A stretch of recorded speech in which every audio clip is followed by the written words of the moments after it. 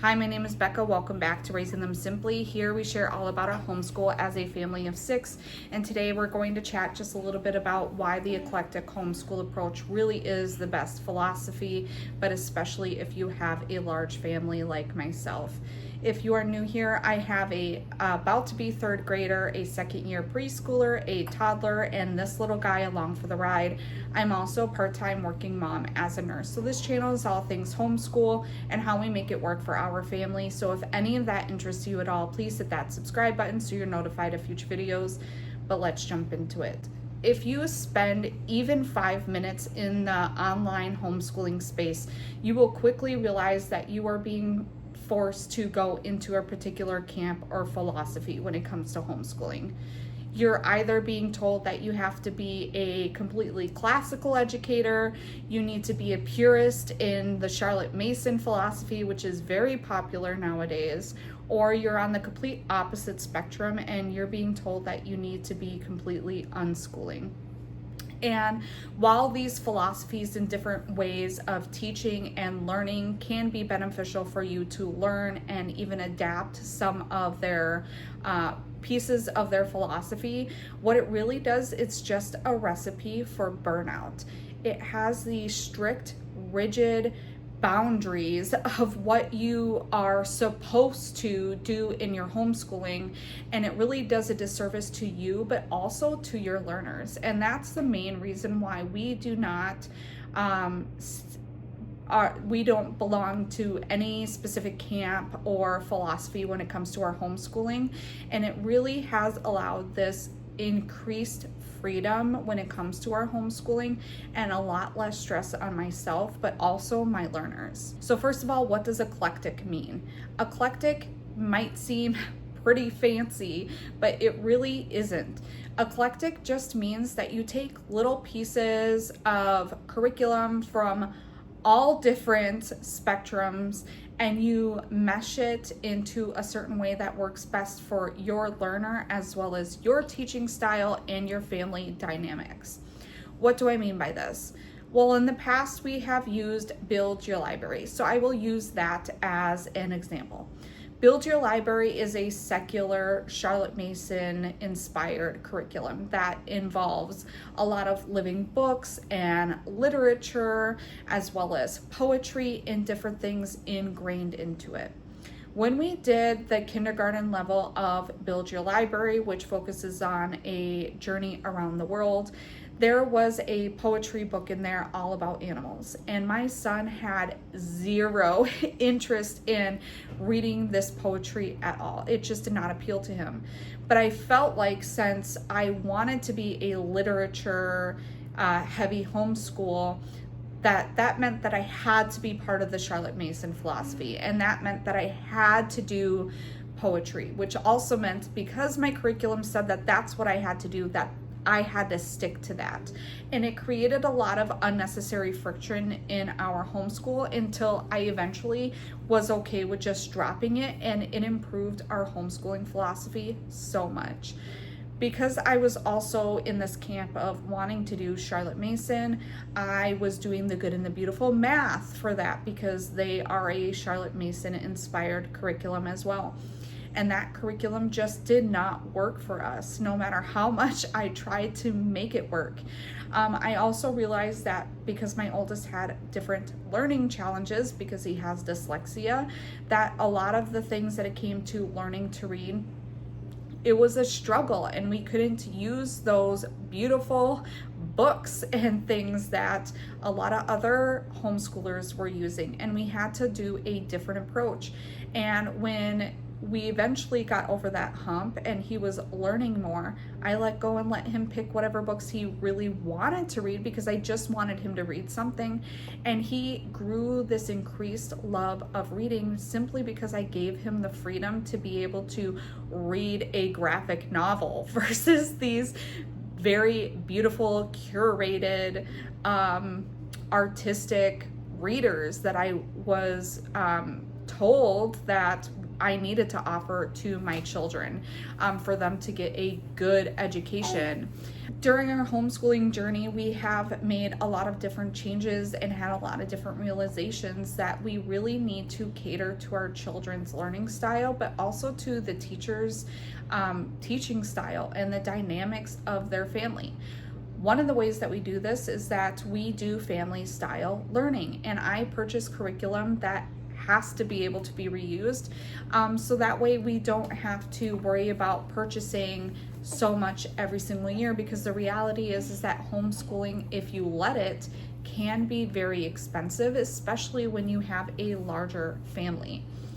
Being eclectic homeschoolers has really allowed us this increased freedom and sense of really being able to cater to our individual child's learning style, as well as our family needs and family dynamics, and my style of teaching as the primary educator of my children. One of the reasons why we wanted to homeschool to begin with was because we wanted to be able to give our children this individualized education. And I feel like that sentiment comes across for many different homeschoolers, and the reason why a lot of parents choose to homeschool to begin with. So trying to box yourself into a particular style of teaching and your children to have a specific style of learning that they need to adapt to really seems counterproductive for me personally. We have different learning needs. Everyone learns in a different way, and what might work for one child may not work for another child. A big example of that is that my oldest did struggle with reading and learning that way, and we had to do a lot of different things to adapt for his learning style in that way.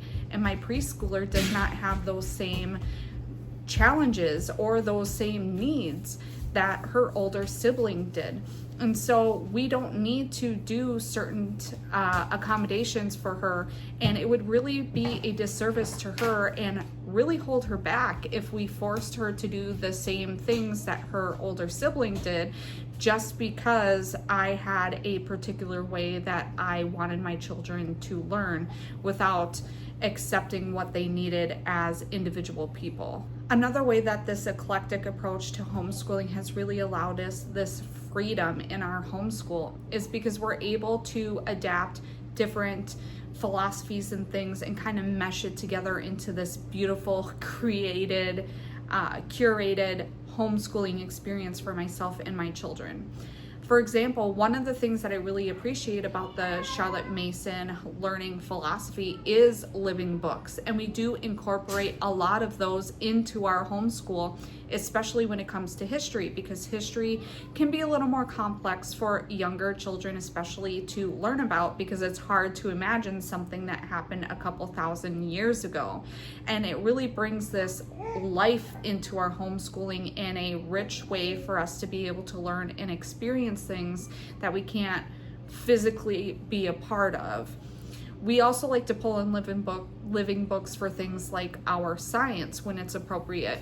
And it has been a beautiful way for us to do things in our homeschool. But when we try to pull in Charlotte Mason approaches like copy work from the literature that we are actively reading, my son gets completely disinterested and bored. He does not like it, and it just would create unnecessary friction in our homeschool to try to make him do that. Now, I understand that there are different things. For example, you have to do math, and so I can't really change that. But if I have the power as the person choosing the curriculum that my children are doing, to make it a little bit more enjoyable for my kids, I would like to be able to do that.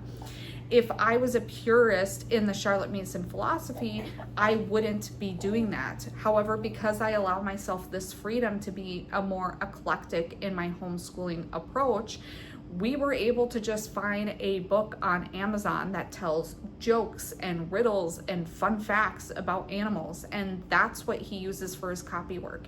And he really enjoys it, and oftentimes will ask to do 2 or 3 pages worth of copy work at one time, simply because he just wants to find out what the next cool fact is or read the next joke.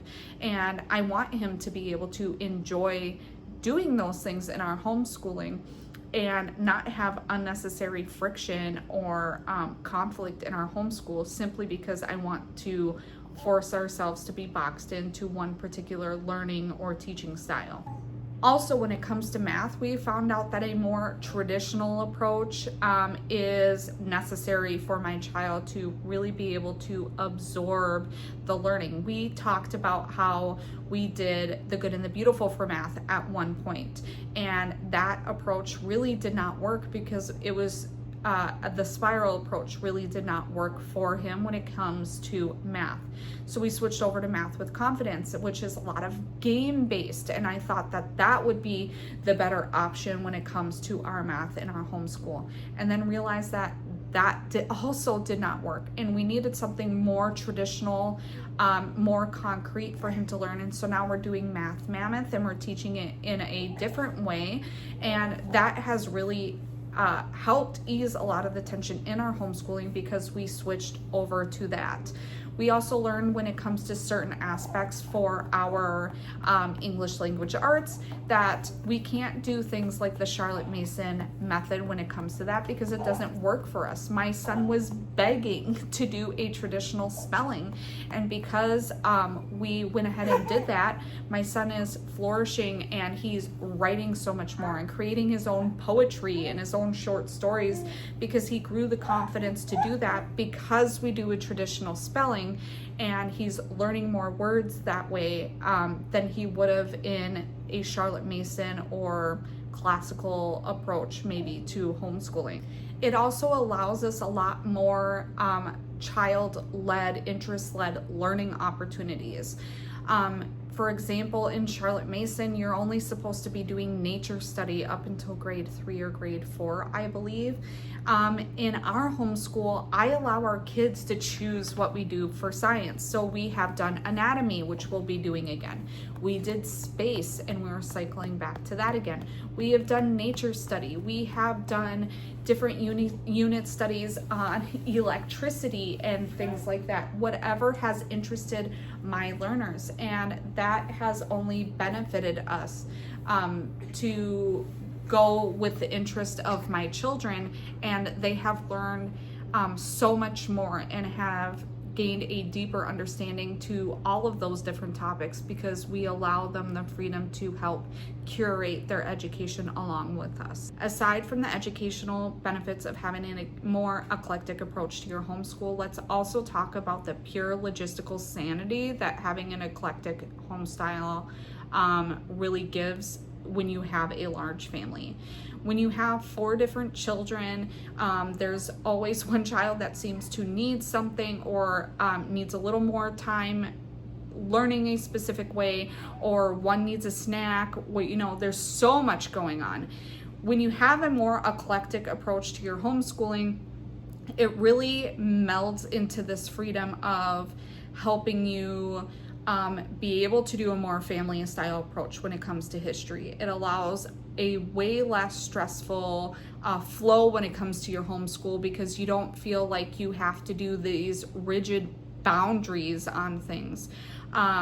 If I did continue with Build Your Library, for example, in that approach, or I used Ambleside Online or other things for Charlotte Mason, for example, I wouldn't be able to have the freedom to do a more family style approach to learning because I wouldn't be able to meet the individual needs of each of my children, and it would provide this increased level of stress on myself, which would inevitably go onto my children. And that is not something that I want for our home or for our family dynamics, for that to just create these false expectations on my children or on myself. I can have more open and go, independent style workbooks if I need to. For example, Math Mammoth can really be taught by the child, by reading the instructions on there. There's no instructor guide. Obviously, in these younger years, I'm sitting next to my child and helping them with it, but once I teach him a certain concept, he can really go and do the rest of the work by himself. There's no pressure that I need to have all my children right next to me and have me hold their hand for every aspect of everything that it comes to their learning. I can set my son up with a workbook, and I can individually help my preschooler learn the different sounds of the letter that we're learning that day, or go over her math and not feel any guilt about the fact that my other learners are doing something else independently, because I'm not forcing myself to be a part of any one individual learning philosophy. It also prevents me from having to teach 4 individual school days worth of school every single day. I don't have to sit with one child and go through everything with them and then go to the next child and do the same thing. It really allows me the freedom that way. If you think about it, children used to learn in one-room schoolhouses all the time, and they learned in this more family style learning where everyone learned the same things, just at different levels, depending on their age and their understanding of those concepts. And we're able to adapt that into our own family, which has done nothing but been beneficial to my learners and myself. If you're feeling overwhelmed because of these online expectations or these rigid boundaries that you feel are placed on yourself to do a particular homeschooling method, I really hope that this video has helped allow you to have permission to be able to be more fluid in your approach to teaching, as well as how your children learn in your homeschool. And you don't have to have a large family to be an eclectic homeschooler. You can do it even if you only have 1 or 2 learners. But this approach really has provided this increased freedom and has done nothing but positive things for our homeschool, and has really allowed me to feel more flexible as well and go with the flow and be able to meet each of my individual children exactly where they are needed. And I hope it really does the same for you. Like this video, please give it a thumbs up. It really helps support my channel and lets me know what kind of videos you like to see here. Leave a comment down below. Let me know how you run your homeschool and what different approaches have worked well. I would love to know. Please hit that subscribe button. It is a free way for you to be notified of future videos, and I can't wait to catch you guys next time. Bye.